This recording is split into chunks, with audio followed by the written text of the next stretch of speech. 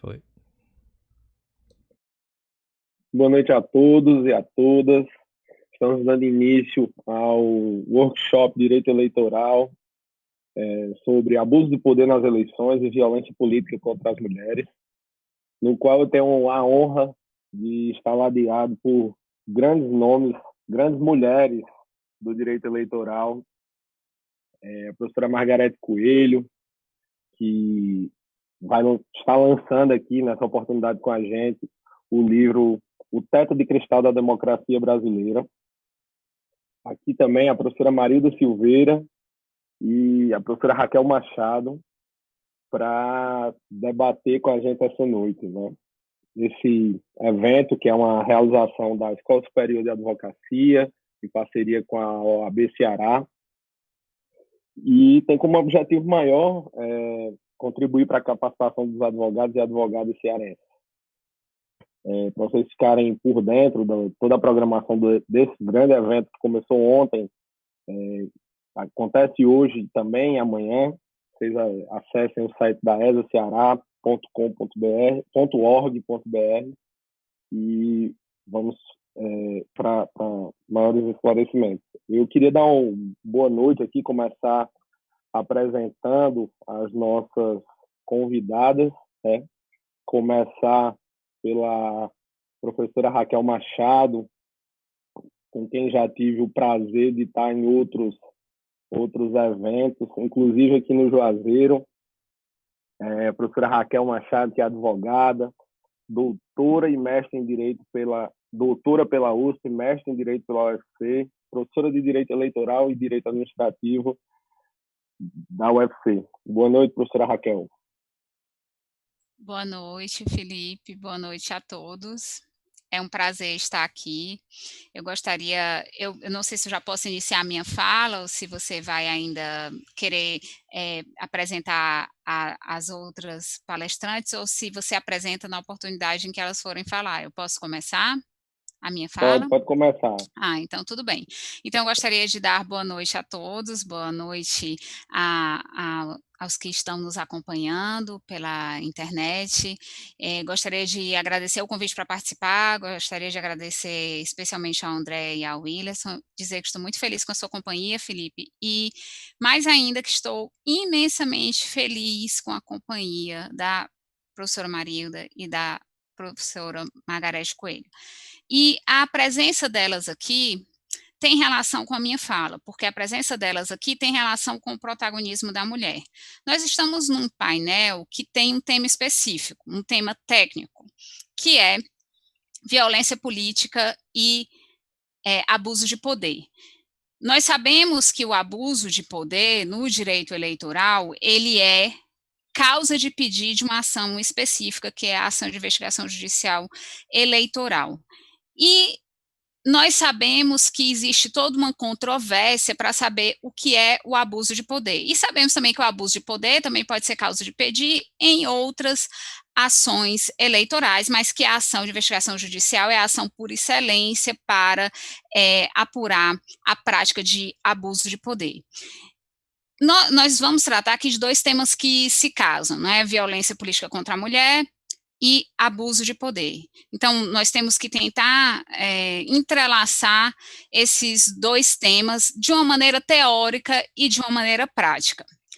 Eu gostaria, então, de começar essa maneira teórica com um viés prático, ressaltando que na nossa história, na história do Brasil, a proteção da participação política da mulher conta enormemente com a com a atuação do Poder Judiciário. O Poder Judiciário ele tem uma atuação marcante nesse delineamento do que é o abuso de poder e como o abuso de poder pode prejudicar a participação da mulher na política. E o que é que isso tem relação com a violência política? Tem relação com o fato de que a violência política é exatamente todos os atos, todas as ações ou omissões que, de alguma forma, retirem ou desestimulem a participação da mulher no poder. E no Brasil, quais são essas formas? Não tratarei ainda dessas formas, porque eu me referi inicialmente a importância da atuação do Poder Judiciário. Mas, antes de pensar diretamente na atuação, na importância da atuação do Poder Judiciário, nessa configuração do que é o abuso de poder, eu gostaria de pensar na importância da atuação da mulher em todo esse cenário que se configurou para que nós chegássemos a esse momento em que nós podemos utilizar uma ação própria e nessa ação ser caracterizado o abuso de poder político, né, o abuso de poder contra a participação política da mulher.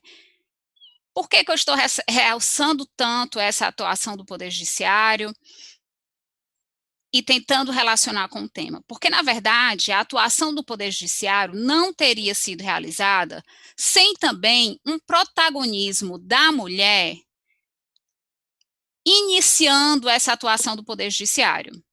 E, nesse ponto, o papel desempenhado pela professora Margarete Coelho, que está aqui conosco essa noite, é essencial. Vejam, eu digo isso porque a decisão do TSE, que reconheceu que a apresentação de candidaturas fraudulentas pode levar à cassação de mandatos, foi provocada com a participação da professora Margarete Coelho, ou seja, quando uma mulher ocupa, de alguma forma, um espaço de poder e ela atua nesse espaço de poder, ela, ainda que indiretamente, no caso da professora Margarete Coelho foi diretamente, ela estimula a participação de outras mulheres. Então, ela estimula a participação da advogada eleitoralista, estimula a atuação da pesquisadora eleitoralista e ela conseguiu gerar um movimento dentro da estrutura do Poder Judiciário que terminou alterando a própria jurisprudência que nós tínhamos no TSE. Na verdade, foram vários elementos que dizem respeito a vários conceitos indeterminados na lei que terminaram sendo, de alguma forma, manipulado no bom sentido da palavra, ou trabalhados, não vamos usar esse termo, foram trabalhados para que nós chegássemos a esse cenário em que nós tivemos o julgamento de uma AIGE apurando candidaturas fraudulentas. E não só, porque eu me referi à professora Margarete Coelho, mas também vou me referir à professora Marilda, porque eu gostaria de deixar claro que a atuação política, ela é uma atuação que decorre de hegemonias, decorre de atuações hegemônicas. E eu gosto muito de trabalhar, então, quem trabalha com direito eleitoral não pode trabalhar só com aquele direito eleitoral estrito, de uma aplicação estrita do Código Eleitoral, da Lei das Eleições, da Lei do Partido Político. Quem trabalha com direito eleitoral tem que ter alguma noção conceitual e filosófica de política. E, no caso, a política, ela é sempre, a política trabalha com hegemonias. E qual é a hegemonia que nós temos que tem relação com abuso de poder, que tem relação com violência política contra a mulher? E que tem relação, que eu estava me referindo, com agora a professora Marilda, eu quero referir à professora Margarete Coelho, agora eu vou referir à professora Marilda. Eu gostaria de ressaltar o papel, ou o grande papel que a professora Marilda tem desempenhado no Lidera, que é uma atividade que ela criou para educar mulheres para a liderança. E qual a importância disso com o abuso de poder, com a violência política contra a mulher? Nós vimos que a violência política contra a mulher ocorre quando ela é afastada do espaço de poder. E eu me referi a hegemonias, que é uma noção de política que é relevantíssima para utilizar ou dentro de ações de investigação judicial eleitoral, que tem como causa de pedir o abuso de poder. Pois bem, hegemonias políticas são exatamente estruturações de poder que se impõem porque têm mais força social. E como é que uma hegemonia política se forma? Uma hegemonia política se forma com vários fatores, com fatores jurídicos, com fatores políticos, com fatores sociais, com fatores culturais. Nós temos uma sociedade em que existe uma certa hegemonia masculina. E essa hegemonia masculina, ela termina impondo ou deixando prevalecer uma cultura que muitas vezes gera violência política contra a mulher. Então, nós temos que tentar mudar a cultura para tentar mudar a hegemonia, ou então para possibilitar uma participação maior ou mais diversa de mais pessoas no poder.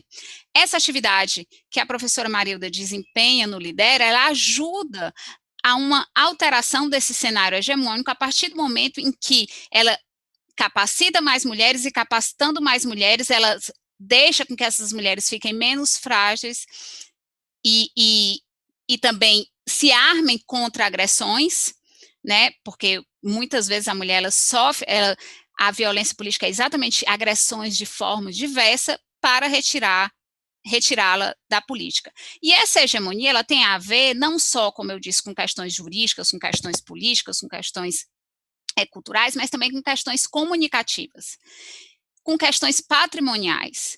E nós devemos, então, procurar combater nas eleições de várias formas, seja na propaganda eleitoral, seja no que diz respeito ao financiamento de campanha. Nós temos que criar uma cultura que não represente uma violência política contra a mulher, seja por ser uma agressão verbal, seja por ser uma agressão simbólica, seja por ser uma agressão patrimonial.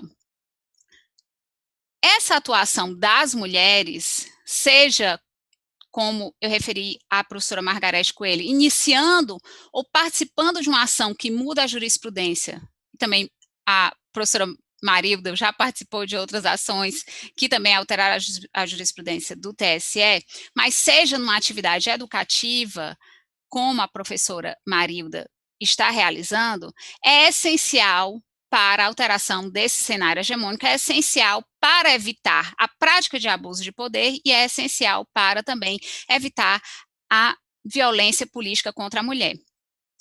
E nesse ponto nós temos, eu me referi também à atuação do Poder Judiciário, e eu gostaria de deixar marcado aqui, porque inclusive esse é um estudo que eu estou desenvolvendo agora com as minhas alunas, de que o Poder Judiciário eleitoral, ele é masculino também. Nós começamos a estudar a estruturação do Poder Judiciário eleitoral, nós vimos todos os tribunais e a composição é sobretudo masculina. E por que eu estou dizendo isso? Porque a atuação de mulheres no Poder Judiciário foi essencial para que nós tivéssemos um avanço para a maior participação da mulher na política. Eu gostaria de citar, então, a ministra Luciana Lócio, que teve uma atuação importantíssima para a mudança também jurisprudencial no assunto, e a ministra Rosa Weber. Por quê? Porque recentemente nós tivemos uma resposta a uma consulta sobre a organização partidária, em que a manifestação da ministra Rosa Weber foi essencial. Como é que são praticados os abusos, as várias espécies de abuso de poder contra a mulher na política no Brasil? Essas várias formas de abuso de poder são praticadas por diversos integrantes, por diversos participantes, seja por eleitores, seja por candidatos, mas, sobretudo, por partidos políticos. Então, o que é que nós temos que tentar criar no nosso ordenamento? Nós temos que tentar criar no nosso ordenamento estruturas que evitem que o partido político se estruture de uma forma tal em que seja mais fácil a prática de abuso de poder. Para isso, não adianta, então, apenas uma ação no sentido de uma agir comportamental. Nós precisamos de vários comportamentos. Então, nós precisamos de uma mudança de jurisprudência que nós já temos, nós precisamos de questões relacionadas a uma atenção ao fundo partidário, que também nós já tivemos, e precisamos de uma atenção para a própria organização dos partidos, que nós tivemos recentemente, eu ressaltei, com essa atuação da ministra Rosa Weber. Então, veja que tudo se entrelaça. Quanto mais mulheres nós temos nos espaços de poder, não só na política, seja um poder de uma advogada que inicia uma ação, seja um poder de uma advogada que é acadêmica, que inicia um projeto de educação de liderança para as mulheres, seja através de uma mulher que está dentro de uma instituição julgadora que vota a favor de uma causa da mulher, nós precisamos de toda essa organização institucional para evitar a prática de abuso de poder e para evitar a violência política contra a mulher. Eu digo isso, eu já vou concluir, eu não quero me alongar, porque eu acho que a noite aqui é sobretudo da professora Margarete Coelho e da professora Marilda, mas eu gostaria de concluir exatamente pedindo para que, quando nós pensemos em violência política contra a mulher, nós tenhamos essa visão estrutural do todo institucional e do todo social, porque, de uma forma ou de outra, ela se relaciona tanto com a violência política contra a mulher, que ocorre de diversas formas, como com aquela que é praticada com abuso de poder dentro de uma estrutura partidária, ou por candidatos a não distribuírem verba, ou por candidatos a não darem visibilidade para a mulher. A violência política, ela pode ser excessiva, agressiva, mas ela pode muitas vezes ser sutil. E a visibilidade sutil, ela deixa a mulher às vezes sem armas, porque se ela quiser se defender, alguém poderá perguntar, mas do que você está se defendendo? Foi uma agressão tão leve, você está sendo muito exaltada, muito exagerada, mas na verdade o nosso debate é relevante exatamente para deixar claro que qualquer violência política, mesmo aquela sutil, dependendo da forma como ela ocorre, ela pode terminar sendo um abuso. Veja no caso dos partidos, o fato de um partido apresentar uma candidata que nem sabe que é candidata, ou de não dar voz para essa candidata no partido, ou de sempre que ela vai falar, silenciar, ou de usar uma foto dela que estava no Facebook, isso pode terminar ganhando uma proporção que leva a fraudes e que leva à retirada inteira da mulher do espaço público. Então, nós temos que nos atentar para essa visão conjuntural e estrutural, para essa visão institucional, para que a mulher esteja em todos os espaços e para que a violência também seja visibilizada como forma de tornar claro uma situação que deve ser combatida tanto nos espaços informais de política, como no espaço de política formal, como, sobretudo, nas situações mais gravosas em que há abuso de poder e que pode levar à cassação de mandato em AGE, que gostaria de reiterar. Para esse entendimento, nós somos todos muito gratos à atuação da professora Margarete Coelho. Então, vamos permitir que uma mulher chegue ao poder, permitir, na verdade, que a sociedade melhore, que se torne mais diversa, que se torne mais plural, que se torne mais humana. É isso, boa noite e obrigada.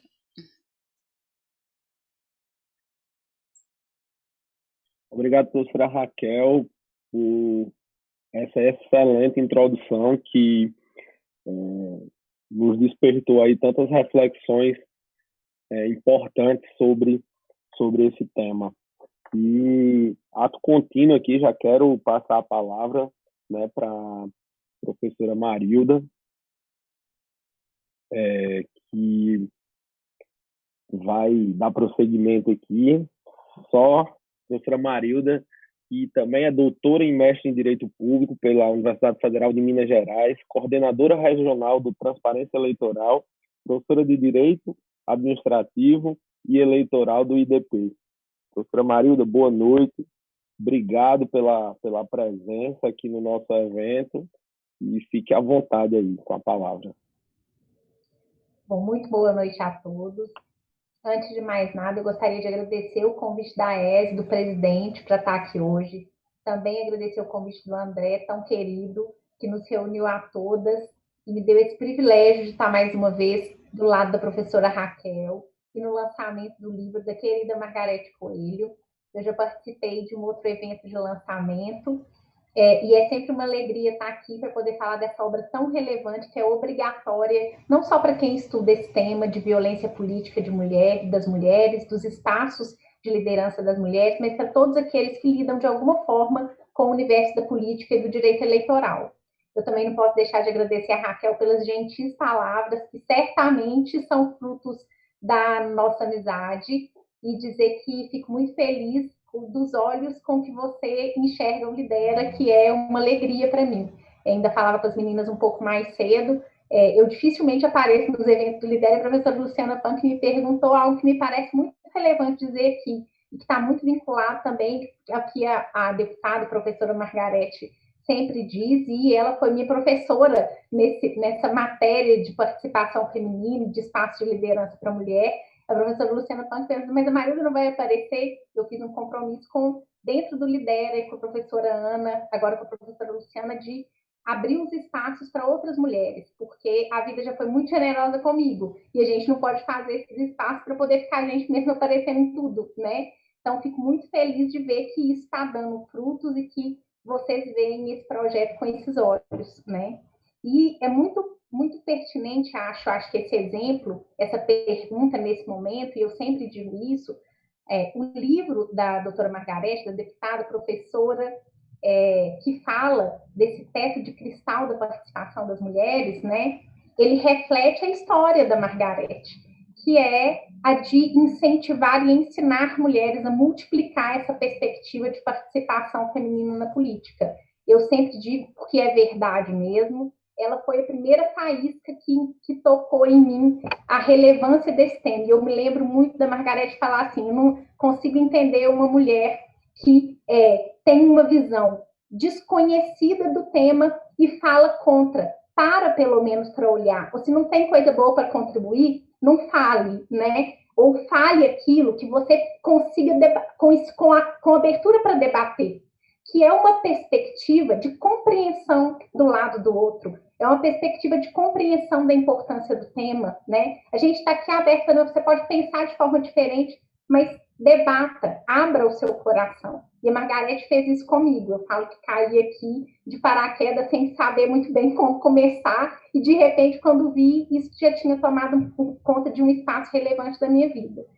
E o livro da Margarete, ele parte de uma perspectiva que é muito relevante, que é da interpretação constitucional do papel da mulher dentro da política, né? A gente fecha os olhos para um pressuposto que acho que precisa ser alinhado, que é o pressuposto de que a nossa Constituição, assim como as nossas leis, elas foram feitas a partir de uma perspectiva masculina. Quem ocupava os espaços de poder, assim como ainda hoje ocupam espaços de poder na sua maioria, são os homens. E é natural que a visão de quem ocupa a cadeira reflita a redação da norma. Então, a hermenêutica constitucional foi pensada de uma perspectiva masculina. As normas eleitorais foram pensadas de uma perspectiva masculina. As políticas públicas foram pensadas de uma perspectiva masculina, né? Então, quando a gente vai interpretar o texto constitucional, quando a gente vai olhar para as leis eleitorais, a gente tem que considerar que essa redação, essa construção teórica, essa hermenêutica, essa forma de interpretar, ela foi feita de uma visão de homens que integraram a política, que fizeram a redação das leis, que ocuparam as cadeiras e ocupam as cadeiras dos tribunais. E essa visão, ela pode compreender dentro da linha do que a Margarete sempre diz, e me disse, e me tocou, que ela pode até compreender a visão do outro, mas ela não está sentada na cadeira do outro, né? Se não é a Margarete para abrir os nossos olhos para isso, na nossa vida e no seu livro, e nas suas ações judiciais, pode ser que isso demorasse mais 100 anos para poder acontecer. Porque Margarete, ela ocupa um papel que é de alguém que estuda, ela tem doutorado, ela tem uma vida acadêmica, ela é professora, de quem ocupa uma posição na política relevante, de quem já foi vice-governadora e desempenhou a tarefa de governadora, de quem tem uma militância na carreira política e de quem é advogada.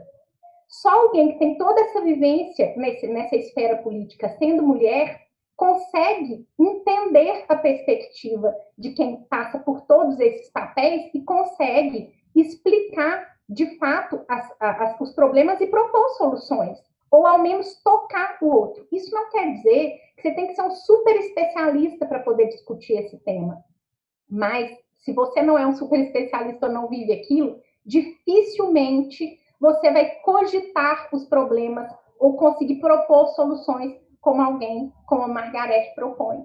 E era exatamente esse o meu caso, imagino que de diversas pessoas, né? A gente não a gente não tem condições, na verdade, não pode se exigir saber aquilo que a gente absolutamente desconhece.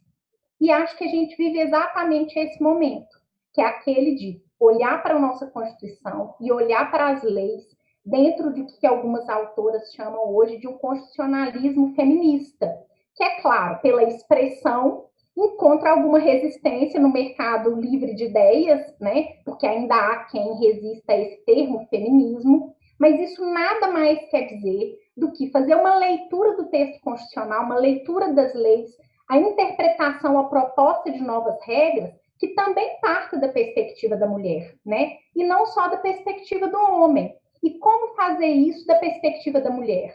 Olhar para os espaços de poder e compreender que, embora a lei formalmente, a Constituição formalmente tenha dado a mesma estrutura jurídica, o mesmo regime jurídico para mulheres e homens em muitas coisas, em outras ainda não, mas na sua grande maioria a Constituição garante isonomia, isso não significou na prática que os espaços são todos ocupados de forma igual, né? É compreender isso com o coração aberto e enfrentar essa realidade.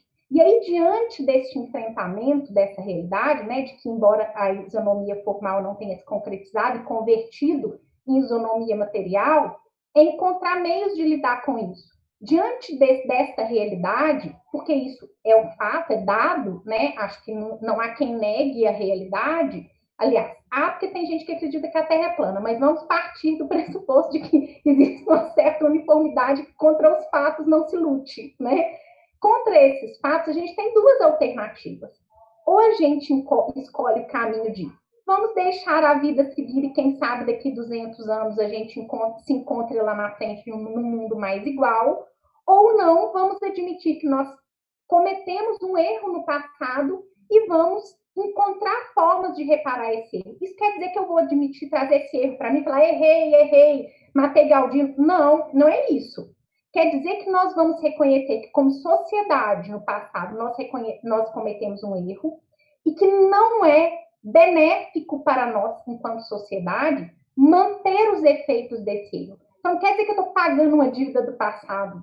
Quer dizer que nós estamos calculando os efeitos deste erro do passado e chegando à conclusão de que esses efeitos não são benéficos para nós.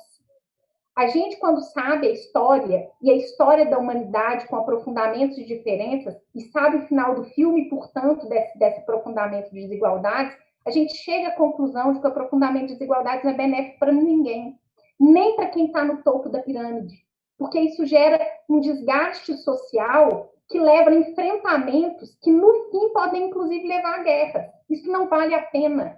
A gente, quanto mais se enfrenta e mais desgasta no limite o argumento, mais vive mal, mais tem uma democracia com baixa qualidade.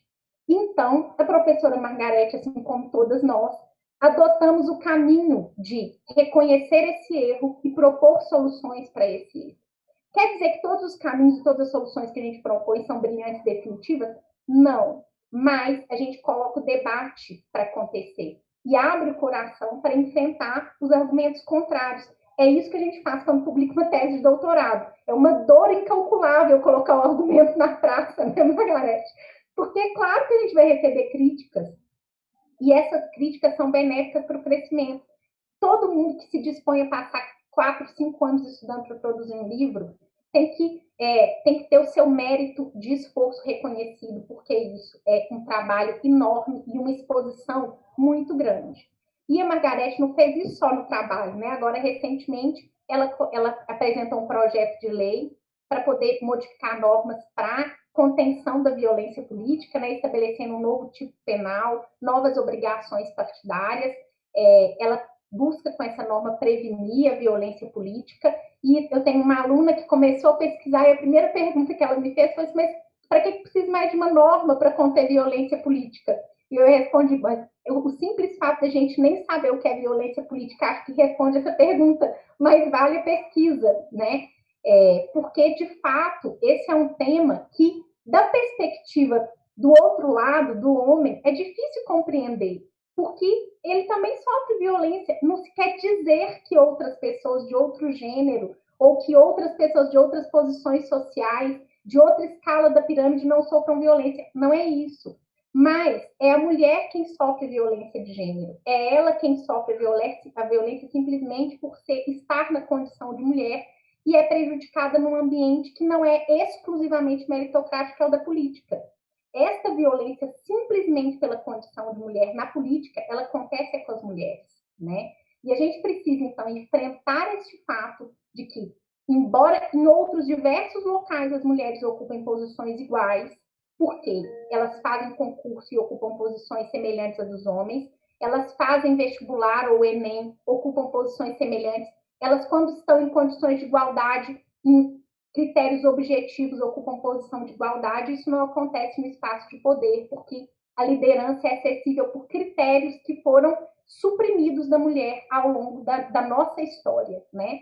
Seja porque as redes delas não são formadas há 500 anos, desde o descobrimento do Brasil como a dos homens, seja porque a nós foi imposta uma condição cultural e obrigações domésticas que não foram impostas ao homem. O olhar que se joga sobre nós é de comprometimentos que não são impostos ao homem. Sempre digo que mesmo estudando isso, não tendo filhos, sendo super independente, quando termino o jantar na minha casa, meu marido levanta da mesa como se não fosse problema dele. Ou seja, no mínimo uma tarefa a menos ele já tem, que é um livrinho ali que ele está lendo a mais, né? Isso repercutindo na vida durante anos, e durante N relações, gera toda essa desigualdade, essa desequiparação que a gente está vivendo. Então, eu não vejo com melhores olhos do que poderia ver todas as propostas que a professora Margarete faz, esse enfrentamento da violência política e das condições de desigualdade, porque, veja, quando ela fala do teto de cristal, e a professora Cristine também fala muito isso no constitucionalismo feminista, ela não está dizendo só das mulheres, porque as mulheres são iguais ou em número maior em certos lugares. Ela está falando das pessoas que têm condição de inferioridade, né? São os negros, são os índios, são as pessoas com menor poder aquisitivo e são as mulheres, são a maioria. Nós somos a maioria. E como também diz a deputada Margarete e a professora Cristine, é a minoria que tem que se cuidar. Por quê? Demorou, mas nós abrimos os nossos olhos, né? A gente abriu os nossos olhos de que, se a gente der a mão e sair junto, nós ocuparemos a maioria dos lugares, que é o lugar que pertence a essa maioria, e não a minoria que sempre fez as leis, fez a Constituição, interpretou as leis, ocupou os espaços de poder pelas eleições ou nas suas empresas, pela sucessão familiar, pelas redes de contato, pelas imposições sociais de não obrigação, que são essas que a gente vive. Então, fico muito, muito feliz de estar aqui nesse lançamento do livro, para poder falar desse tema que é tão caro para mim e que, me parece, precisa dessa abertura para o diálogo mesmo. A gente precisa compreender o que está do outro lado, e a Margarete faz isso todos os dias, e por isso eu sou ainda mais grata. Muito obrigada mais uma vez pela oportunidade de participar e participar de um evento tão importante no lançamento, mais uma vez, do livro da Margarete. Muito feliz e parabéns mais uma vez, Margot, pelo livro.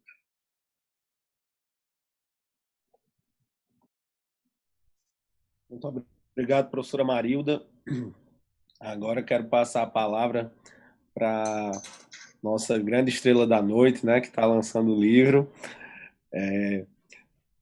professora Margarete Coelho, advogada, doutora em Direito e Políticas Públicas pela Unicelb, mestre em Direito pela Unicinos, professora de Direito Constitucional e Eleitoral. Boa noite, professora. Muito obrigado pela presença. Muito boa noite, Felipe. Muito obrigada pelo espaço, né, pela oportunidade de estarmos aqui, numa mesa tão qualificada, com a professora Raquel e a professora Marilda, que são duas mulheres que eu admiro demais, enormemente, pelo que elas produzem, pelo que elas incentivam, pelo que elas inspiram. Agradecer muitíssimo o convite do Ilerson Matias e também do querido amigo André Costa, que é companheiro, colega da Comissão de Direito Eleitoral do Conselho Federal da UAB. Agradecer e parabenizar a todos os organizadores pelo evento, pelo número tão elevado de participantes, demonstra o prestígio que o evento já adquiriu, né, no meio acadêmico. Vai ficar no calendário, e que bom que seja assim. E que os nossos próximos encontros não sejam virtuais, sejam presenciais, que a gente possa aglomerar, que a gente possa se abraçar, que a gente possa se emocionar mais na companhia um dos outros, umas das outras, né? É isso que eu desejo para o nosso próximo encontro de direito eleitoral. O tema realmente de hoje, o abuso de poder nas eleições e a violência política contra as mulheres, é um tema que tem me instigado desde sempre. Quando eu fui fazer o meu mestrado, eu já advogava na área eleitoral, e eu tentei falar sobre abuso de poder, professora Marilda, tentei, mas me perdi na questão de conceituar o que era poder, o que era abuso. Terminei me perdendo nesses caminhos e falei de uma outra crise da democracia, essa democracia instrumental, essa democracia que prepara os nossos representantes, mas que tira o eleitor do centro das decisões. E naquele momento eu entendia isso como a grande encruzilhada da democracia, né? A grande encruzilhada que a democracia vivia. Que democracia nós queríamos? Que democracia representativa era essa nossa? E no meu doutorado eu amadureci e entendi que conceituar abuso, conceituar poder, não era um esforço do meu trabalho. O meu trabalho era entender como o abuso de poder interfere no nosso processo eleitoral, como ele interfere, impacta na democracia, como ele se forma, como ele se cristaliza, como ele se dissemina, como ele se entrelaça com todas as áreas, né, da política e como ele desafia o direito.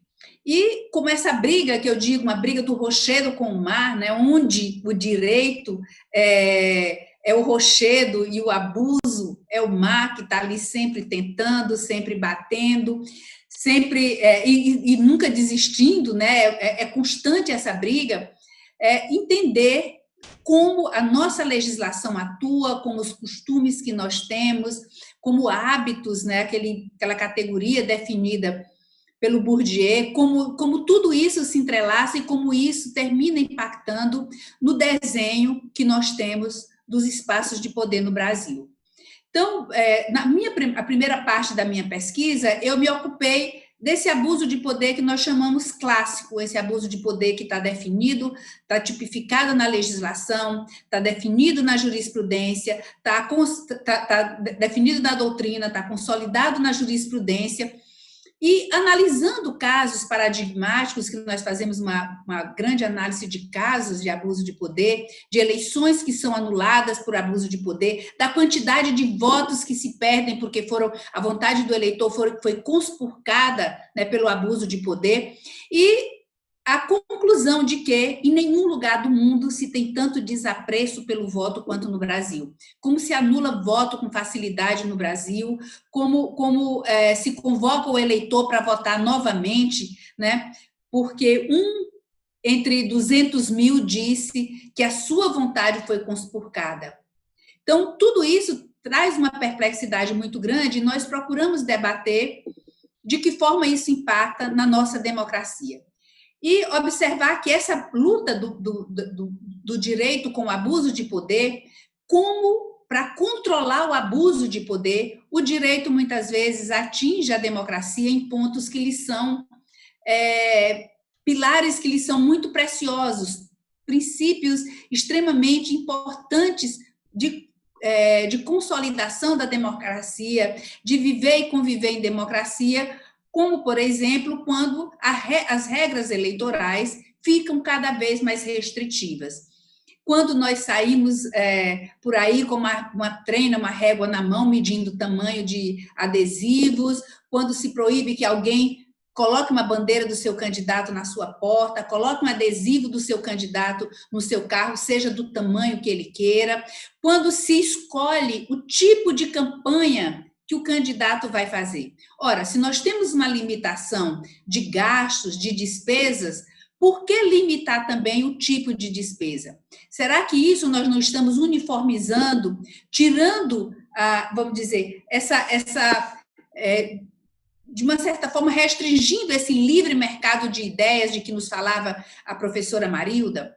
Então, como o poder se cristaliza, como ele se customiza, como ele vai adquirindo formatos, ele tem uma plasticidade, uma maleabilidade para ir se adaptando a todas as circunstâncias e a todos os ambientes em que haja uma disputa de poder. Como o abuso, ele fica à espreita, né, de a qualquer descuido ele adentrar porta dentro e contaminar esse processo eleitoral.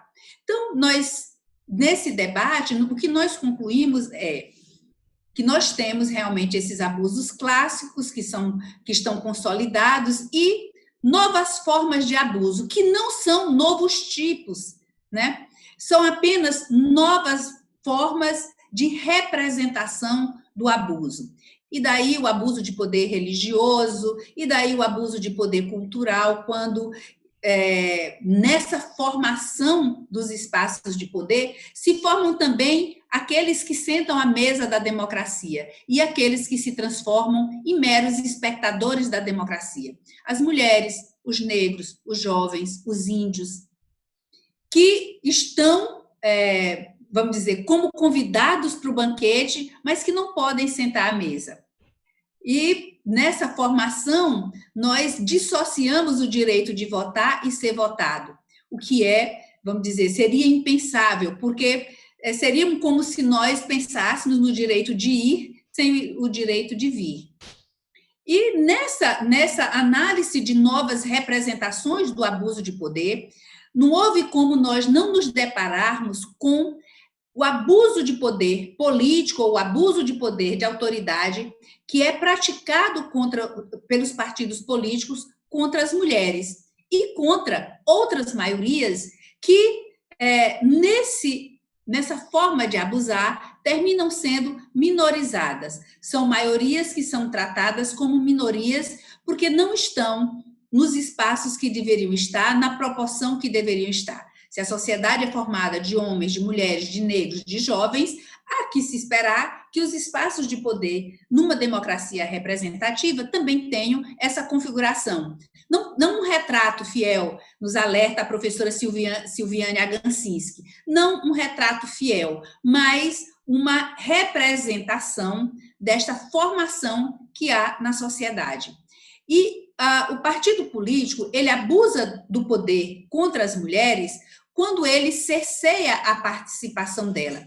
E esse abuso, essa forma de abusar, ela se apresenta na forma de uma violência, porque restringe os direitos, restringe a fala, restringe a participação, frauda as normas que vieram no sentido de apoiar, de fomentar a participação política das mulheres. E frauda no momento da formação da chapa, quando coloca candidaturas fictícias ou as candidaturas laranjas, frauda quando, na obrigação de doar, de distribuir recursos com as mulheres na proporção das candidaturas, exige delas que esse dinheiro volte para candidaturas de homens na forma de caixa 2, e isso, né, nós temos vários casos sendo apurados no Brasil afora, a imprensa tem noticiado bastante, ultimamente nem tanto, mas foi bastante noticiado essa forma, né, de se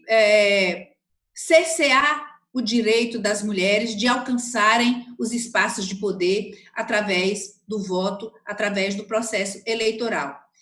Mas não é só no momento do acesso ao poder que as mulheres sofrem violência política e que na forma de abuso de poder.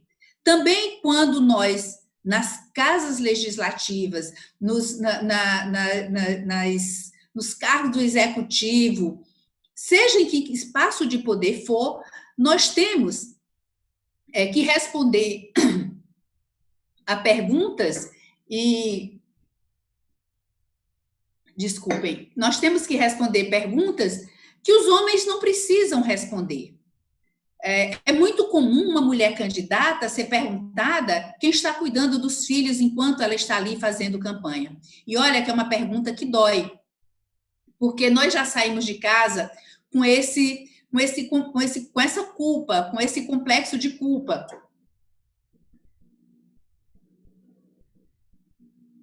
Nos sentindo ingratas por estarmos fazendo opções que desprivilegia a família em favor do processo eleitoral. Além disso, também, tem os momentos em que... Nossa, será um abuso de poder aqui, gente? Estou cortando minha fala. O abuso de poder também, no momento em que nós somos sucessivamente interrompidas, quando homens nos tomam a palavra para explicar aquilo que nós estamos a dizer, nossas próprias ideias, quando não estamos, por exemplo, no poder legislativo, nas grandes comissões, quando não relatamos os projetos de leis de maior destaque, ou quando nos relegam apenas aquelas matérias que dizem respeito diretamente à violência contra a mulher. Tá certo que esse é um ponto que une a bancada feminina, que discorda tremendamente em vários outros, mas essa escolha não é para ser feita por terceiros, pelos donos do poder. Essa escolha são para ser feitas por nós mulheres. Nada para nós sem nós. Não há uma concessão do direito de escolher as bandeiras que as mulheres devem empunhar. Nós não estamos nas grandes missões internacionais, os órgãos multilaterais. Os projetos de leis das mulheres, eles são pautados com menor frequência e bem menor quantidade. Normalmente, os projetos de leis das mulheres, eles são pautados no mês de maio, né, no mês de março, no mês das mulheres, e que ali se escolhe normalmente aqueles que dizem respeito às questões da violência doméstica. E eu digo isso e aponto isso muito especificamente porque nós temos um compromisso também em enfrentar a violência política contra a mulher, que eu digo sempre que é a mãe de todas as violências, porque é aqui que nos colocam na condição de cidadãs pela metade. A cidadã que tem direito de votar, mas não tem o direito de ser votada, né, que tem uma dificuldade maior de ocupar, através do voto, né, que tem todo um caminho para se formar um capital político para tornar uma candidatura de uma mulher viável. Se nós formos para o debate político, examinar o que é a violência política, como ela se manifesta, como ela afasta mulheres do poder, como ela impacta na democracia, como ela impacta na baixa permanência das mulheres no poder, porque as mulheres são bem menos reeleitas que os homens também. Então, isso é muito claro quando você examina, por exemplo, quantos projetos de leis hoje tramitam na Câmara para enfrentar a violência doméstica. Cerca de 2.000, de homens, de mulheres, acrescentando, botando, tirando, melhorando, piorando a Lei Maria da Penha. Mas nós temos, durante toda a história do parlamento, só 2 projetos de leis que tratam da violência política contra a mulher. E são projetos de leis programáticos. Aquele projeto de lei, como era o projeto de lei da cota, diz que é obrigado ter a cota, mas não diz o que acontece com quem não cumpre, com quem frauda. Não diz qual a sanção de quem frauda, nem qual é o instrumento jurídico a ser manejado nessas oportunidades. Então, a nossa pesquisa, ela conclui com um projeto de lei que caracteriza como abuso de poder, com a utilização dos mesmos mecanismos legais e com as mesmas consequências. Caracterização da violência, ela pode ser física, ela pode ser moral, e é tão interessante que como eu trabalho muito a questão, acho que a violência contra a mulher deva ser tratada não só na estante, colocada na estante dos direitos humanos, mas também na estante da segurança pública, como faz grande parte do mundo, né? Muitas vezes eu sou atacada por meus projetos de leis, mas eu nunca fui tão atacada quanto eu fui quando propus o abuso de poder na forma de violência política. Foi uma coisa absurda, o site da Câmara quase caiu de tantos ataques e muitos deles vindo de perfis falsos, de robôs enfim. E é interessante porque tem a Isa Bot também, para dizer que tem o ataque também à mulher, inclusive quando ela é uma mulher virtual, a Isa Bot, a Isa é uma sigla, né, é uma robô que orienta as mulheres vítimas de violência doméstica, como a Isa também é atacada. Quando a Isa foi colocada, ela tinha uma voz de mulher e ela também foi vítima de violência. Então, é uma questão que tem que ser enfrentada, que tem que ser desvelada, sabe, que tem que se tirar o véu da ignorância com relação a ela. Nós precisamos reconhecer que ela existe, que ela é a mãe de todas as violências. Eu hoje não tenho dúvidas, e até posso vir a ter amanhã, mas eu hoje não tenho dúvidas de que grande parte das violências contra a mulher cessarão a partir do momento em que ela puder ocupar o campo da política, ela fazer políticas públicas, ela legislar para ela e para as demais mulheres, e para as meninas, e para os porvires. Né? Então, essa é a contribuição da minha pesquisa, e que eu coloco à disposição de todos com muita alegria. Obrigado, professora Margarete, pela excelente fala. E aí eu queria abordar 2 pontos assim que chamam bem minha atenção nesse debate. O primeiro deles é que a professora citou o estudo do abuso de poder, as diferentes formas, e o tema da minha monografia da especialização é justamente o abuso do poder religioso, que é um tema que tem muito a ver com a história aqui de Juazeiro, a minha cidade. Em outra oportunidade eu vou discorrer melhor sobre isso para a senhora. Mas, enfim, o que eu queria saber era qual a opinião. O TSE debateu recentemente, não entendeu como uma nova forma, né, de abuso de poder, mas gostaria de saber qual é a opinião das 3 sobre esse tema, que é objeto pessoal de estudo meu. Quem começa? Eu posso falar. Eu entendo que eu concordo muito com o Frederico Alvim nesse ponto, em que eu acho que nós temos na lei das inelegibilidades, quando trata da AIJ, nós temos 2 conceitos jurídicos indeterminados que são tratados de forma diversa pela jurisprudência. Veja, nós temos a expressão abuso de poder e nós temos a expressão gravidade. Enquanto que em relação à expressão abuso de poder, a jurisprudência vem sendo extremamente rigorosa, em relação à gravidade, ela vem sendo extremamente flexível. Então, nós temos que primeiro criar mais equilíbrio na legislação quanto ao uso dessas terminologias, da expressão. E, por outro lado, eu também entendo que o poder, ele não tem uma forma precisa. Então, é muito estranho, e eu acho que para isso nós temos que voltar o olhar para a antiguidade, nós temos que voltar o olhar para Aristóteles. Quando Aristóteles trata das formas de poder, ele trata do poder político, que é aquele poder que existe em sociedade, e do poder familiar. Então, na verdade, nós fomos restringindo essa expressão política.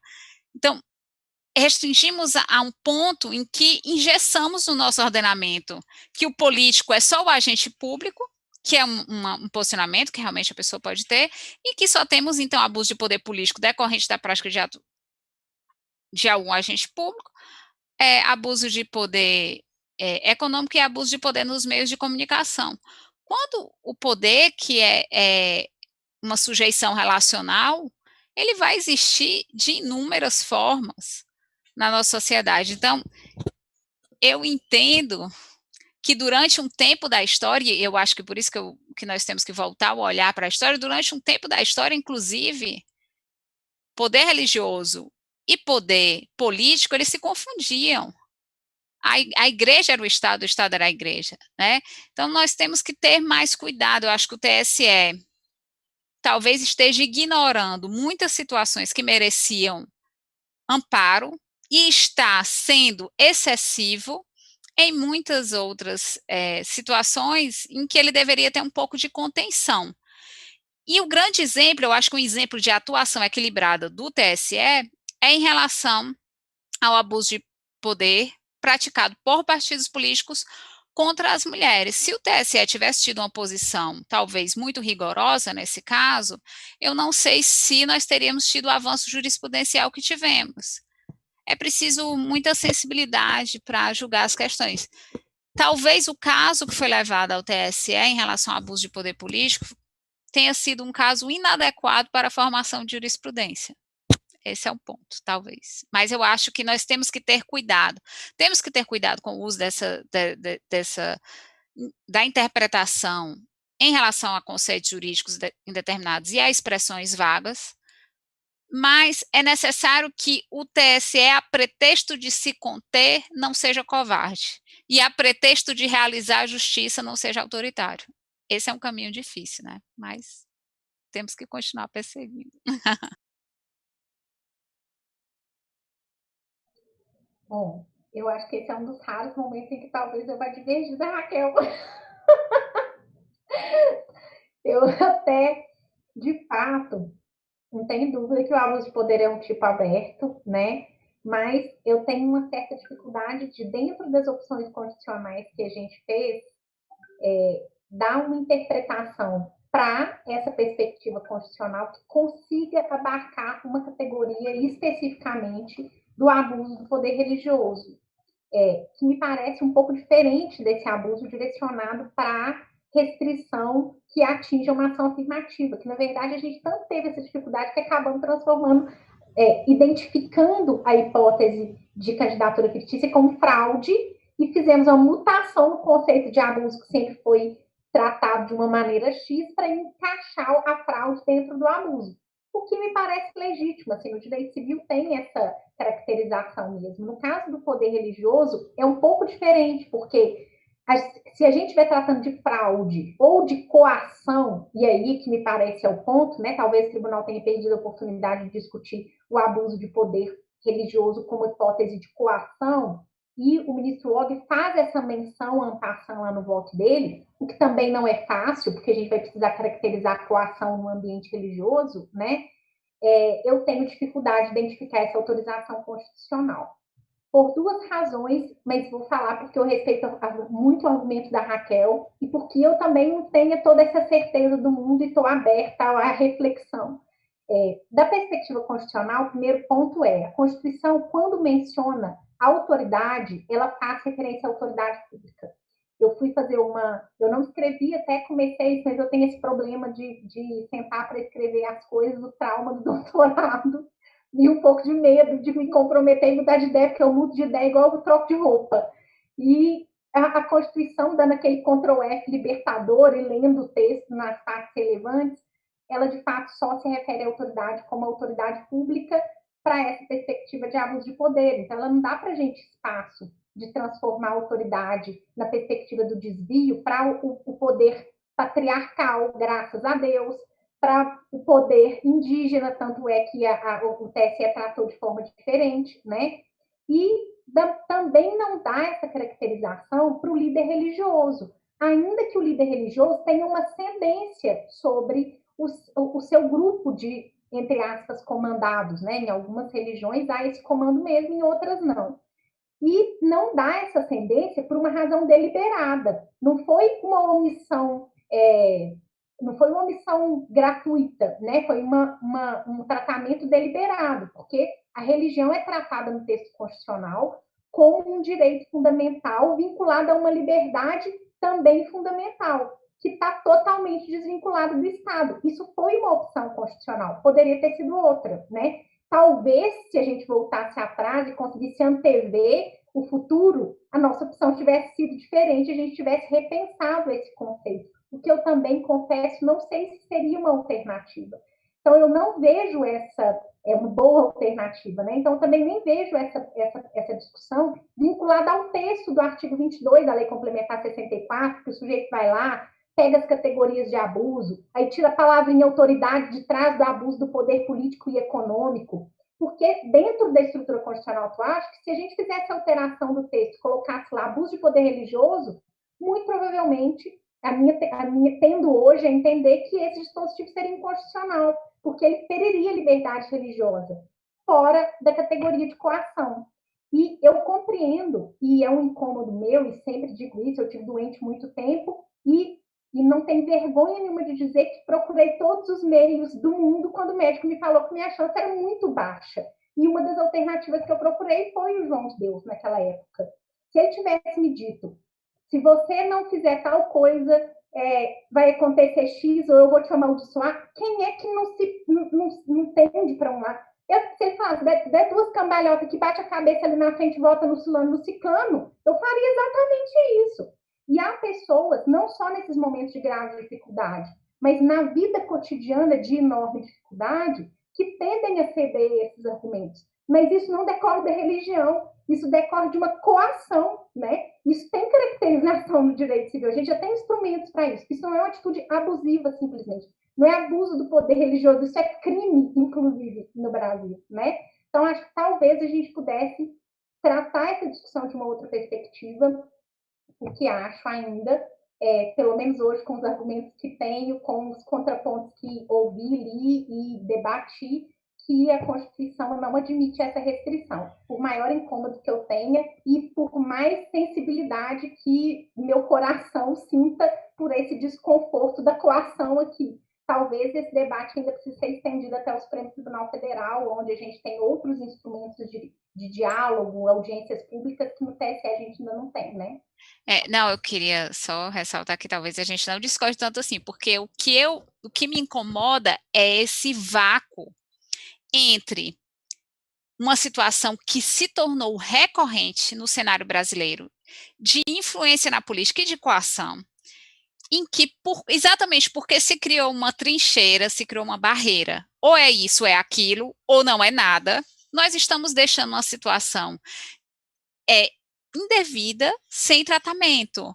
Então, eu acho que por isso que eu disse que o TSE tem que tomar cuidado para também não terminar sendo em determinadas situações covarde, mas nós temos que talvez encontrar o suporte conceitual para cuidar de uma realidade que muitas vezes é inaceitável, né? Então, nós estamos, a pretexto de tantas ausências conceituais, mas nós temos dentro do ordenamento um caminho, e não estamos sabendo usar esse caminho, porque estamos indo por talvez um pensar de teoria do direito que nos afasta da proteção contra um fato que é abusivo.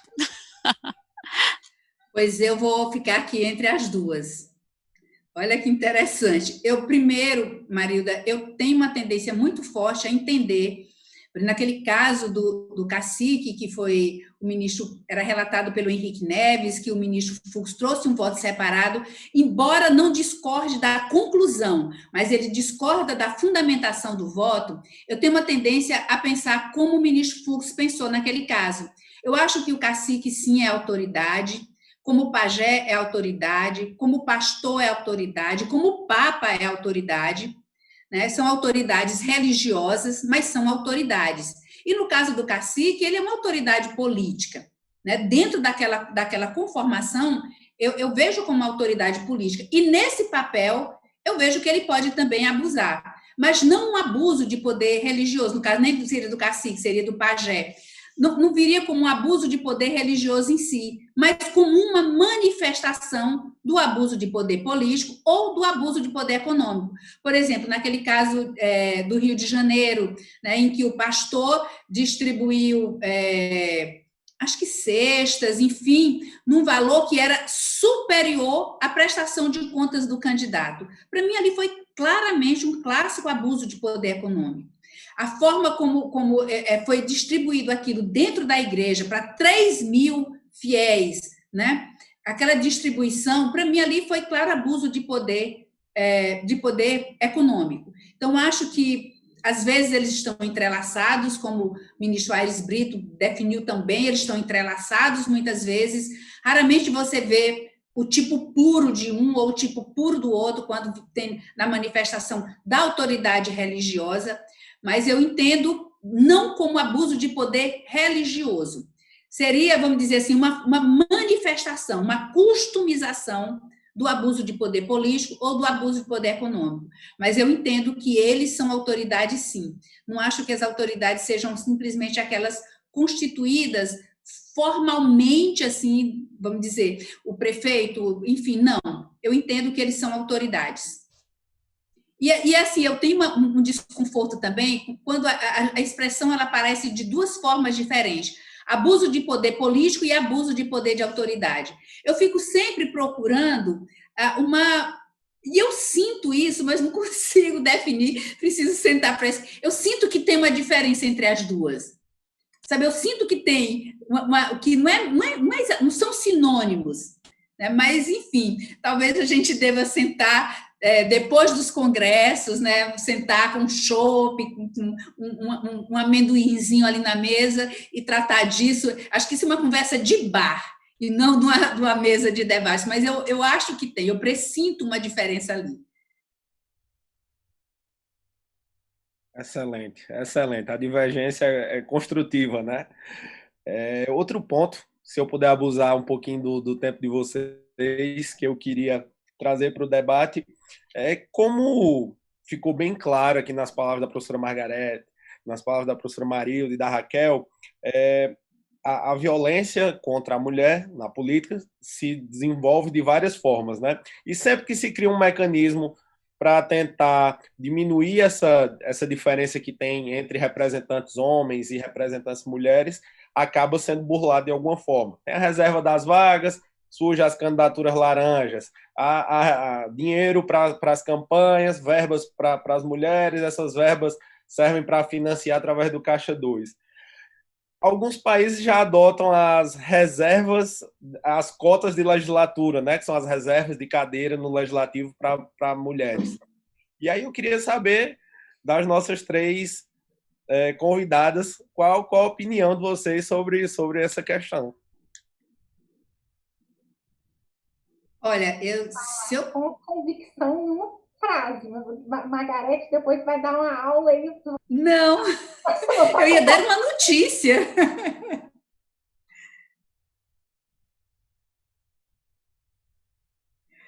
Olha, nós hoje estamos tentando construir, né, essa saída, mas nós estamos com algumas dificuldades. Na verdade, já em 2015 veio um projeto de lei que passou pelo Senado e que na Câmara não passou, acho que por causa de 14 ou 17 votos. 14 votos. Se nós tivéssemos 7 mulheres no plenário, nós tínhamos conseguido passar a PEC, que é a 135, que é a PEC da reserva de cadeiras. Mas nós não tivemos os 7 votos e ela está lá ainda para ser votada. E nós estamos trabalhando nessa PEC agora em uma perspectiva. Qual é o nosso problema? O nosso problema é que com o financiamento, nós, que à época não chegávamos a 10%, agora chegamos a 15%. E a PEC que está lá, ela prevê uma gradação por 3 legislaturas em 10, 12 e 16. Só que o ano passado, quando nós tentamos votar, a bancada feminina já não aceitou mais essa gradação, porque já seria um retrocesso, porque tudo na mulher que é para ser piso, vira teto, que é para ser mínimo, vira o máximo, o partido atingiu, bastou, parou ali.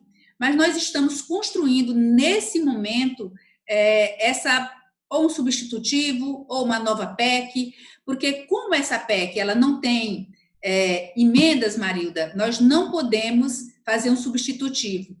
Nós só temos, pelo regimento, a possibilidade de fazer destaques em plenário. E destaque são apenas supressivos. Então, a ideia talvez fosse retirarmos os 2 incisos, o que prevê 10, o que prevê 12, deixarmos apenas o que prevê 16, não ia ficar um parágrafo, um inciso ali, né? Fazia uma emenda de redação e colocaríamos os 16%. Que é interessante que quando nós fizemos essa proposta como uma saída, por agora, que houve uma verdadeira rebelião, assim, não, mas 16 é pouco.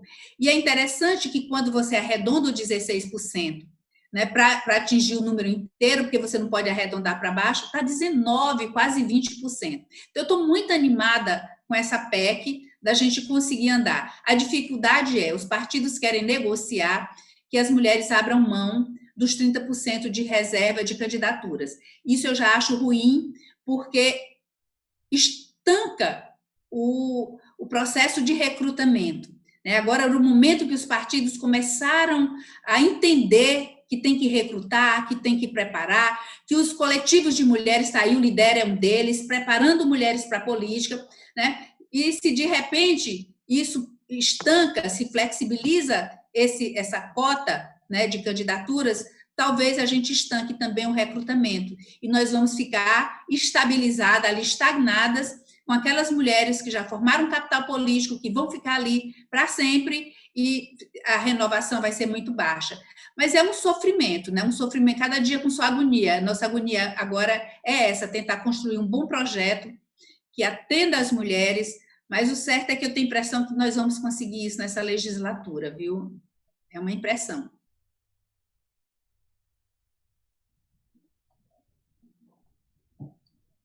Bom, eu sou absolutamente favorável à inserção de cotas para as cadeiras. Eu compreendo os argumentos contrários, que são os mesmos das cotas das reservas de vagas para as universidades, né? Isso desequipara as pessoas, isso tira do eleitor a liberdade de deliberação, assim como tira a inelegibilidade, assim como tira as condições de elegibilidade, assim como tira as regras de propaganda, assim como tiram os requisitos de registro de candidatura. Aí a pessoa só enxerga que estão retirando critérios de eleição e de vontade do eleitor quando chega na reserva de cadeira para as mulheres, né? E, de fato, nós tentamos outras alternativas. A gente tentou reserva de candidaturas, percebeu que estava dando um tiro no lugar de baixa eficiência, porque, na verdade, não faltam só vagas para concorrer, né? Faltam instrumentos para transformar, converter essa candidatura em cadeiras. A gente inseriu um instrumento que é o dinheiro. Ainda assim, esse instrumento não se reverte em cadeiras. Por quê? Para a gente converter isso em redes de relacionamento, em escalas de poder, em mulheres, na prefeitura, na vereança, nas cadeiras de deputadas, que consigam formar outros núcleos de liderança para que outras mulheres cheguem, e em políticas públicas efetivas que resolvam os problemas das mulheres, elas vão ter que estar sentadas nessas cadeiras. Assim como os negros, vinculados ou não a programas de baixa renda, se eu dissesse, mas tem os programas de baixa renda, tem o Bolsa Família, tem a casa, minha vida, é só esperar um tempo que eles vão ali lutando e vão chegar. Vão, um tempo mais ou menos uns 500 anos.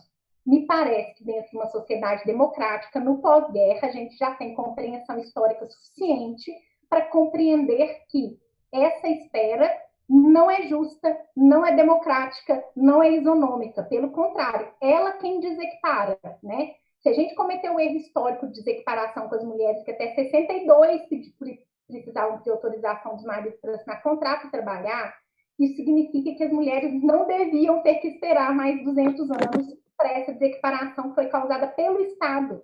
Isso é questão só cultural, é isso que a gente tem que entender. Não foram só os homens que, dentro da nossa história e evolução, a gente custou perceber que isso fazia mal para a gente. Foi uma política pública estatal. O Estado acolheu essa política de desequiparação, assim como ele acolheu uma política de desequiparação contra os negros, né? A escravidão não foi uma coisa cultural que a gente se impôs, não. Foi o Estado quem acolheu essa política pública. Então, o Estado precisa, nós como sociedade, precisamos pressionar o Estado para que isso aconteça, essa reequiparação. Se a necessidade das cadeiras se revelou depois de tantas tentativas, é isso que a gente tem que fazer. Se são 2 legislaturas, se são 3, se são X, eu digo que o bom, neste caso, é o inimigo do ótimo, né? Aí a gente vai ter que conversar com as historiadoras, com as cientistas políticas, com as deputadas e com os deputados que aprovam essas normas para avaliar nesse cenário o que é possível e o que é viável. Mas é uma regra de transição, né? Fico feliz de saber que a emenda constitucional está mais à frente, que esses 16% se convertem a 20%, e isso é para reservar cadeiras, né? Não quer dizer que as candidaturas também reservadas não sigam, e 20% de mulheres em qualquer espaço, rapidinho, vai se converter em 50%, não tenho dúvida disso. Isso aconteceu em todas as áreas, não será aqui que não vai acontecer, né? Bem, eu também sou a favor, e eu sou a favor porque eu acho que nós temos que pensar que primeiro nós temos que refletir, a mudança é relevante ou não é relevante? Nós queremos ou não queremos a mudança? A partir do momento em que percebemos que é uma mudança desejada, o que nós temos que pensar é sobre o caminho a perseguir para a realização dessa mudança. E numa sociedade, nós temos, sobretudo, dois caminhos para mudar uma situação, é através de consciência ou através de uma mudança comportamental.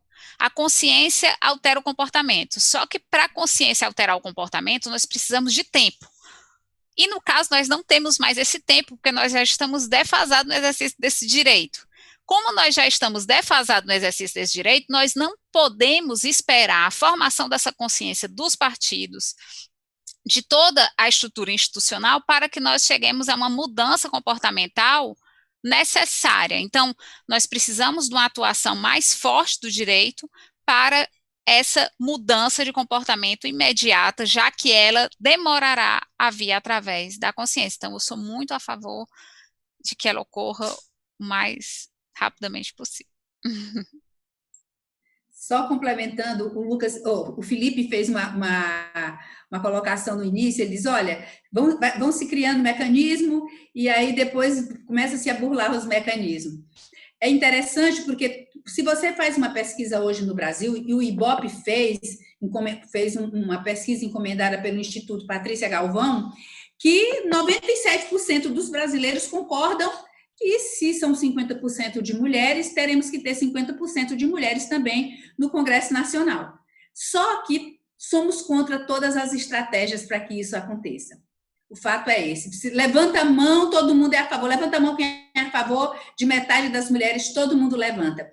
Agora, vamos começar a falar das estratégias. E aí todas as estratégias são problemáticas, inconstitucionais, discriminatórias, enfim, e vamos trabalhar contra elas. Essa é a nossa grande dificuldade. Não é que sejam a favor de 50% das mulheres, é que sejam a favor das estratégias para que a gente alcance.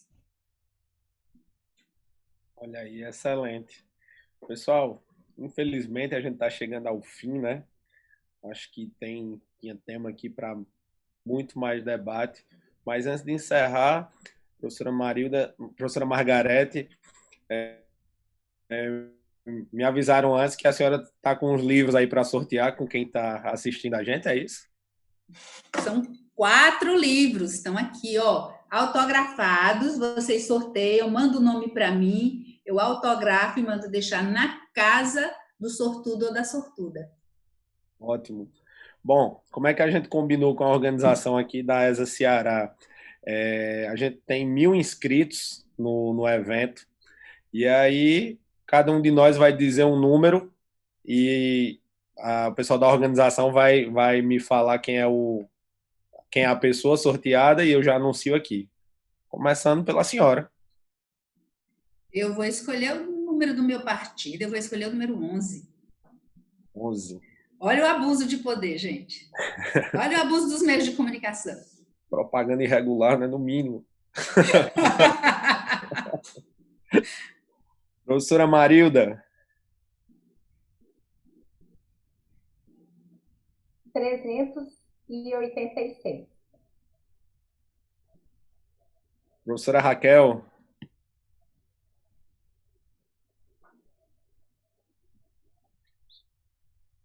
Um número. 79. Bom, eu vou escolher um mais para cima, né, para ficar 988. Eita! Só passar para a turma aqui e esperar quem são os sortudos para avisar. Enfim, querem fazer as considerações finais enquanto a turma aqui anuncia quem é? Eu vou fazer. A professora Mário deve fazer? Não, eu ia fazer, na verdade, eu vou usar como exemplo as minhas colegas. Nós precisamos de mulheres no espaço de poder, por muitos motivos, mas precisamos, sobretudo, para inspirar. E eu digo isso para que as minhas colegas que estão aqui saibam que elas são uma fonte de inspiração para a minha vida. Então, às vezes, uma mulher não tem consciência disso, mas o simples fato de ela ocupar um lugar e ter uma atuação, ela injeta força na vida de outra. Então, se isso acontece comigo que sou adulta, imagine o que não acontece na mente de um adolescente, na mente de uma criança. Então, nós precisamos das mulheres no espaço de poder, porque ela tem uma habilidade, porque ela tem competência, porque nós precisamos de diversidade, porque nós temos uma defasagem histórica, porque nós precisamos de mais pluralismo, por uma questão de justiça, mas também para fazer sonhar. As mulheres nos fazem sonhar, e eu estou aqui com 2 mulheres que me fazem sonhar. Então é só isso, boa noite, e sonhem e realizem os sonhos de ocupar qualquer espaço que vocês desejem. E mais uma vez eu queria agradecer o convite, dizer que as palavras da Raquel são as minhas palavras, e eu não sei se ela sabe, mas ela está falando do Lidera, ela também tem um grupo de pesquisa muito importante que é o Ágora, e foi a partir de uma visita que eu fiz no Ceará, dando uma palestra e conhecendo o grupo de pesquisa, que eu criei vergonha na cara e pensei, gente, eu também preciso fazer alguma coisa. Foi inspirada na Raquel, no seu grupo de pesquisa, que eu abri esse espaço de estudo, de debate, de oportunidades lá no IDP. Então, Raquel, saiba que as suas palavras se aplicam exatamente a mim, você me inspira muito e fico feliz de ouvir que esse grupo que partiu da ideia do seu grupo também seja visto por você com tão bons olhos, né? E não é diferente com a deputada Margarete, a professora Margarete, que inspira a nós todos os dias, no exercício da docência, no parlamento, nos seus estudos, nos ensina sempre, é uma multiplicadora e uma professora da multiplicação, porque ela não só ensina a matéria, o tema, mas ela ensina como multiplicar. E isso eu acho que é ainda mais importante. Então, fico muito, muito feliz de estar aqui hoje, ter a oportunidade, mais uma vez, de estar junto, de aprender com vocês. Obrigada, gente, pela oportunidade. Tem nada mais, hoje em dia, sobretudo nessa vida, não tem nada mais valoroso do que ser ouvido, né? E estar aqui, ser ouvida, vocês abrirem esse espaço de audiência, para mim, é razão de grande alegria e eu sou grata por isso. Obrigada. Eu também quero expressar a minha gratidão pelo convite, pela oportunidade, como nós nos divertimos hoje aqui, eu me diverti muito, adorei saber de mim pelos olhares da Raquel e da Marilda, quem me dera ser, né, essa mulher que elas falam tanto. Deixo aqui um apelo que eu tenho feito em todas as oportunidades que nós falamos de violência política contra as mulheres.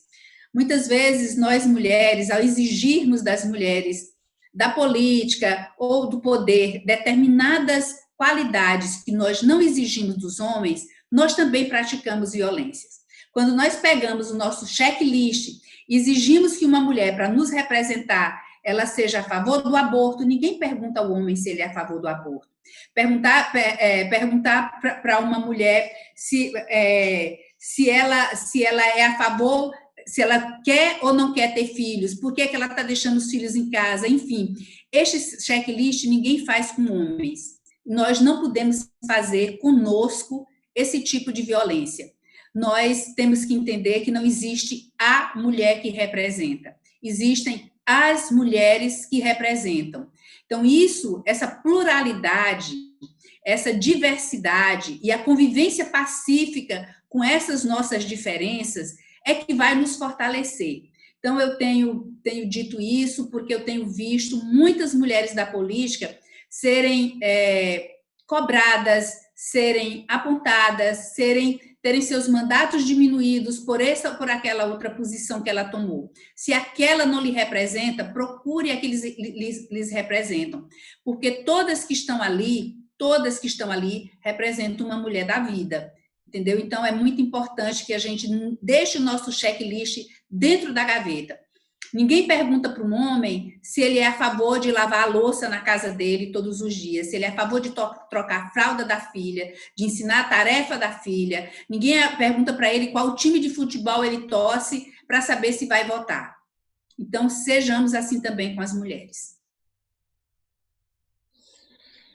Eu também queria agradecer primeiro a vocês três por me darem a oportunidade de participar de um momento tão enriquecedor, de um debate tão produtivo, que sempre acaba abrindo ainda mais os horizontes para uma realidade que não é da minha vivência, embora eu perceba, eu possa ver, mas é o lugar de fala das mulheres, né? E aí poder participar aqui como mediador ajuda a tentar me colocar ainda mais no lugar e lutar por esse direito que não é só das mulheres, é de toda a sociedade. Então, queria agradecer a vocês três por esse momento, dizer que foi muito bom para todos nós, para mim em especial, foi bastante enriquecedor.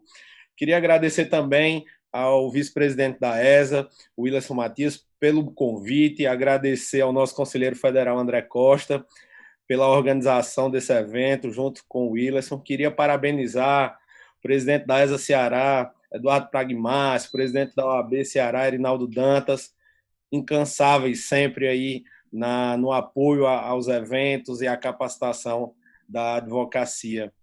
Agradecer a todos os nossos espectadores que nos acompanharam até agora e, para finalizar, anunciar aqui quem são os nossos vencedores do sorteio. O número 11 é a Manuela Cavalcante Linhares Teixeira, de Fortaleza. O número 79 é o Jefferson Alves Barroso, também de Fortaleza. O número 386 é o Francisco da Silva Souza, de Milagres. E o número 988 é Tara Wendy de Souza Santos, de Chorozinho.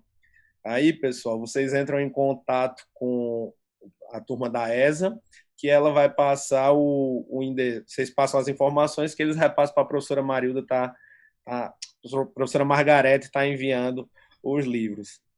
No mais, agradecer, desejar a todos uma boa noite e, se Deus quiser, até a próxima, né? De forma presencial, acabar com esses eventos virtuais que não sejam bons, mas é melhor o calor, né, da aglomeração.